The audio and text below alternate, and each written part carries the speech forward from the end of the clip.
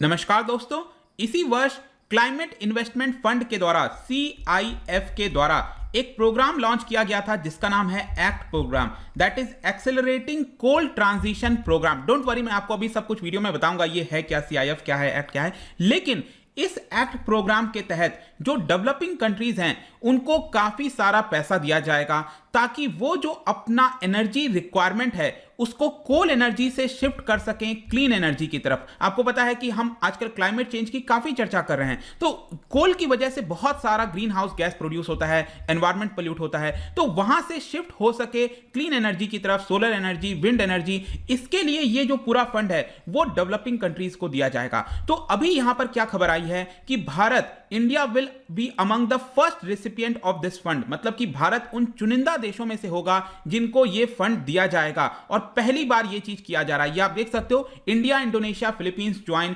कोल transition programme. वैसे मैं बता दूं कि सबसे पहला जो रेसिपिएंट है वो होने वाला है साउथ अफ्रीका। तो काफी कुछ जानने को है इसमें, आपको सब कुछ मैं बताने वाला हूं इस वीडियो के अंदर। चलिए आगे बढ़ते हैं, लेकिन उसके पहले अगर आप यूपीएससी या फिर किसी भी एग्जाम की तैयारी कर रहे हैं तो आप हमारे ऐप को डाउनलोड करिए या फिर studyIQ.com विजिट करिए, वहां से सारी जानकारी आपको मिल जाएगी। चलिए देखते हैं एग्जैक्टली हो क्या रहा है यहां पर, हम इसकी चर्चा क्यों कर रहे हैं। देखिए, ये जो फंड है ना, इसका नाम है क्लाइमेट इन्वेस्टमेंट फंड। इनके द्वारा इसी साल ये प्रोग्राम लाया गया था जिसका नाम है एक्ट। मैंने आपको क्या बताया, एक्सेलरेटिंग कोल ट्रांजिशन प्रोग्राम। अब इसके तहत अभी डिसाइड किया गया था कि साउथ अफ्रीका को सबसे पहले यहां पर पैसा दिया जाएगा ताकि साउथ अफ्रीका के अंदर जो कोल के माध्यम से एनर्जी प्रोड्यूस होती है, इलेक्ट्रिसिटी प्रोड्यूस होती है, वो शिफ्ट कर सके, धीरे धीरे अपने कोल के ऊपर जो डिपेंडेंस है उसको कम कर सके और क्लीन एनर्जी की तरफ जा सके। लेकिन अभी लेटेस्ट जो खबर यह आई है कि साउथ अफ्रीका के साथ साथ जो इंडिया है, इंडोनेशिया है और फिलीपींस है, इन सभी देशों को यहां पर पैसा दिया जाएगा इस पर्टिकुलर प्रोग्राम के तहत। और मैं आपको बता दूं, ये चार वो देश हैं जो ग्लोबल एमिशन में अगर आप देखोगे तो 15% कंट्रीब्यूट करते हैं, 15%। और इसका मेन कारण है कोयला, दैट इज कोयले के माध्यम से जो यहां पर पोल्यूशन होता है वो एक बहुत बड़ा कारण है। और आपको पता है अभी रिसेंटली ग्लासगो स्कॉटलैंड में जो समिट हुआ था COP26, इसके अंदर हमने यही डिसाइड किया है कि यहां पर जो ग्लोबल वार्मिंग है उसको रोकना है, तो ये जरूरी हो जाता है। इनफैक्ट अभी साउथ अफ्रीका ने ट्यूसडे को ही बोला था, पिछले हफ्ते की बात है, कि यहां पर वो पहला बेनिफिशियरी होने वाला है। लेकिन जैसा मैंने बताया कि ये 3 देश को भी यहां पर बेनिफिट इसका मिलेगा। अब आप देख सकते हो कि CIF ने ये कहा है कि ये जो प्रोग्राम है वो सबसे पहले डेवलपिंग कंट्रीज को यहां पर टारगेट करेगा, क्योंकि आपको पता है डेवलपिंग कंट्रीज वो देश हैं जिनके पास उतना रिसोर्सेज नहीं होता, फाइनेंस नहीं होता, तो इसके लिए उनको एडिक्वेट रिसोर्स प्रोवाइड किया जाएगा, गाइडलाइंस प्रोवाइड किया जाएगा, ताकि जो एम है आपका धीरे धीरे कि इस सेंचुरी के एंड तक यहां पर हमें 2 डिग्री सेल्सियस से ज्यादा नहीं बढ़ने देना है। वैसे तो कोशिश करनी है 1.5 डिग्री सेल्सियस, लेकिन इसको बढ़ने नहीं देना है, रोकना है कैसे भी, तो ये काफी इंपॉर्टेंट होने वाला है। ठीक है, अब यहां पर क्वेश्चन आता है कि ये क्लाइमेट इन्वेस्टमेंट फंड है क्या, जिसने ये प्रोग्राम चलाया ना, एक्ट प्रोग्राम, उसको भी मैं आगे बताऊंगा। लेकिन क्लाइमेट इन्वेस्टमेंट फंड है क्या, कब स्टार्ट हुआ, मैं आपको बता दूं कि 2008 में इसको एस्टैब्लिश किया गया था। वेरी इंपॉर्टेंट आपके एग्जाम पॉइंट ऑफ व्यू से, 2008 में एस्टैब्लिश किया गया था और ये पूरा फंड क्रिएट किया गया है करीब $8.5 बिलियन का।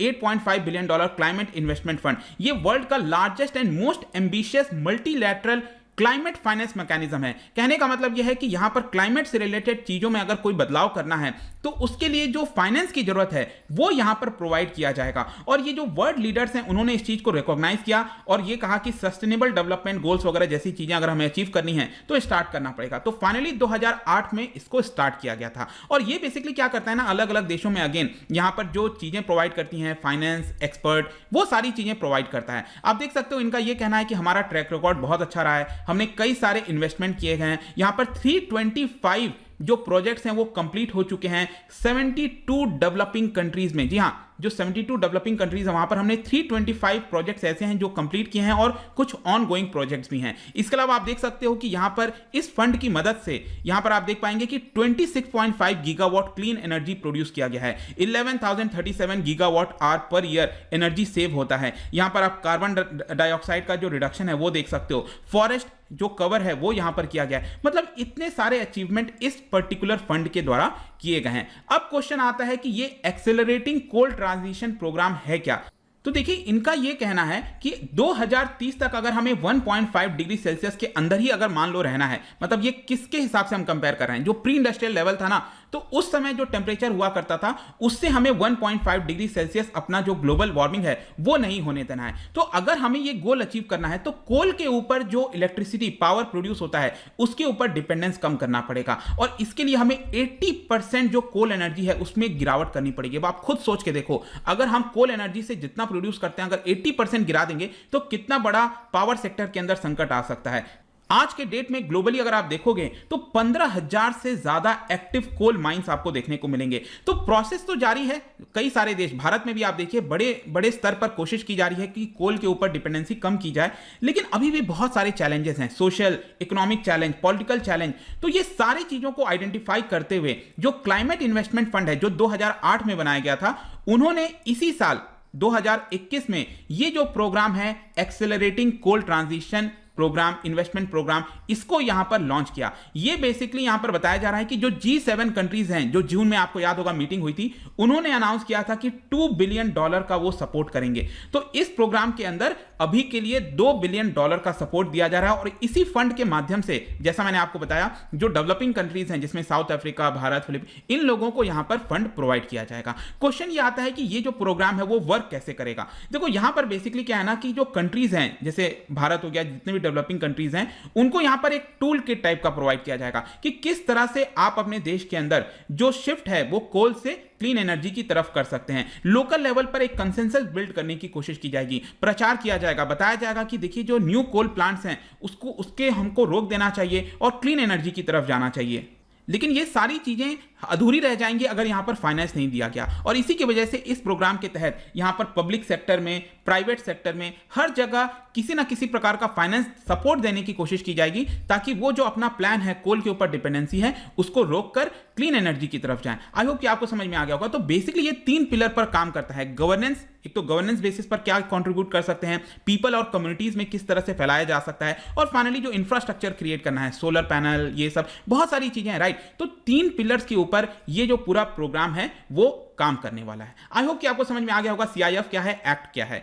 अब यहां पर क्वेश्चन आता है कि भारत के लिए इतना सिग्निफिकेंट क्यों है। देखिए यहां पर ये जो प्रोग्राम है वो एक डेडिकेटेड प्लेटफॉर्म प्रोवाइड कर रहा है फॉर कंट्रीज लाइक इंडिया, क्योंकि भारत जैसे देश के अंदर आपको पता है हमेशा पब्लिक फाइनेंस को लेकर प्रेशर रहता है कि हमारा जो लिमिटेड पैसा है हम उसको किधर डाइवर्ट करना चाहते हैं, लोगों के डेवलपमेंट के लिए, राशन प्रोवाइड करना है, पॉवर्टी से निकालना है, बहुत सारी चीजें हैं। तो जो मेन फोकस है ना यहां पर क्लाइमेट को रोकने के लिए, वो कहीं ना कहीं पीछे चला जाता है। तो इसकी वजह से ये जो प्रोग्राम है वो कुछ हद तक मदद कर सकता है। अब मैं आपको बताता हूं कि भारत के अंदर डिपेंडेंसी कितनी है कोल की, उससे आपको समझ में आ जाएगा कि ये प्रोग्राम कितना इंपॉर्टेंट है, सिग्निफिकेंट है भारत के लिए। अभी अगर आप देखो यहां पर ये लेटेस्ट मैं आपको डेटा बता रहा हूं जो मिनिस्ट्री की वेबसाइट पर लिखा हुआ है, यहां पर बताया जा रहा है कि प्रेजेंट में जो इलेक्ट्रिसिटी प्रोड्यूस होती है उसकी क्वांटिटी आप देखिए 3,88,000 मेगावाट। इसको अगर आप गीगावाट में कन्वर्ट करो तो सिंपली 388 गीगावाट आप कह सकते हैं। मतलब इतना यहां पर इलेक्ट्रिसिटी प्रोड्यूस होता है, जिसमें सेंट्रल सेक्टर का कंट्रीब्यूशन 25%, स्टेट का कंट्रीब्यूशन 26%, और जो प्राइवेट सेक्टर है उसका भी 50% कंट्रीब्यूशन है। तो प्राइवेट का बहुत इंपॉर्टेंट रोल है यहां पर। अगर आप देखोगे 388 गीगावाट में से कोल पावर बेस्ड प्लांट कौन से हैं, आप देख सकते हैं कि इसमें से आधे से ज्यादा जो इलेक्ट्रिसिटी प्रोड्यूस की जाती है वो कोयले के माध्यम से किया जाता है। आप देख सकते हैं कोयले का 51.9% कंट्रीब्यूशन है। लिग्नाइट, आपको पता है कोयले का ही जो एक फॉर्म होता है ना, एकदम सबसे खराब क्वालिटी का आप कह सकते हैं थोड़ा सा, लिग्नाइट वगैरह, तो उसका कंट्रीब्यूशन मतलब कि 50% से ज्यादा कंट्रीब्यूशन आप कह सकते हैं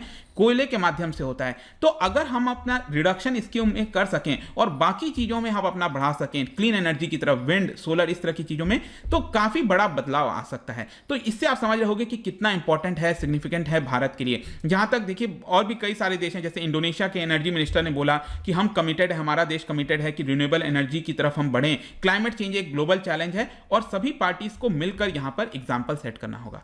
तो ये पूरा प्रोग्राम है जिसमें भारत अब ज्वाइन कर चुका है, भारत के पास फंडिंग आएगी। देखते हैं इसका परिणाम क्या होता है। बताया हो कि इस वीडियो के माध्यम से जो भी कुछ था इस प्रोग्राम के बारे में सब कुछ आपको पता चल गया होगा। चलिए एक इंटरेस्टिंग क्वेश्चन कर लेते हैं। आपको पता होना चाहिए 2015 में सरकार ने एक प्रोग्राम, स्कीम लॉन्च किया था जिसका नाम है अल्ट्रा मेगा पावर प्रोजेक्ट्स। ठीक है, इस स्कीम के तहत बड़े मात्रा में यहां पर इलेक्ट्रिसिटी प्रोड्यूस की जानी थी। क्या आप बता सकते हो ये स्कीम किस पर्टिकुलर चीज के ऊपर बेस्ड है? मतलब क्या ये न्यूक्लियर से रिलेटेड प्रोजेक्ट है, सोलर है, कोल है, विंड है, क्या है? इसका राइट आंसर आपको पता ही है, मेरे इंस्टाग्राम पर तो मिलेगा ही, वहां पर अगर आप नहीं हो कोई बात नहीं, टेलीग्राम से भी ले सकते हैं इसका सही उत्तर। मैं कई सारे एमसीक्यूज यहां पर डालता रहता हूं स्टोरीज के फॉर्म में, आप जाकर प्ले कर सकते हो। बाकी अगर आपको पीडीएफ चाहिए तो टेलीग्राम पर आइए, अलग अलग सोशल मीडिया पर भी आप जुड़ सकते हैं। साथ ही साथ यूपीएससी या फिर किसी भी एग्जाम की तैयारी कर रहे हैं तो आप हमारे ऐप को डाउनलोड कर लीजिए। आई होप कि वीडियो आपको पसंद आया होगा। मिलता हूं आपसे next time, till then thank you very much, see you soon.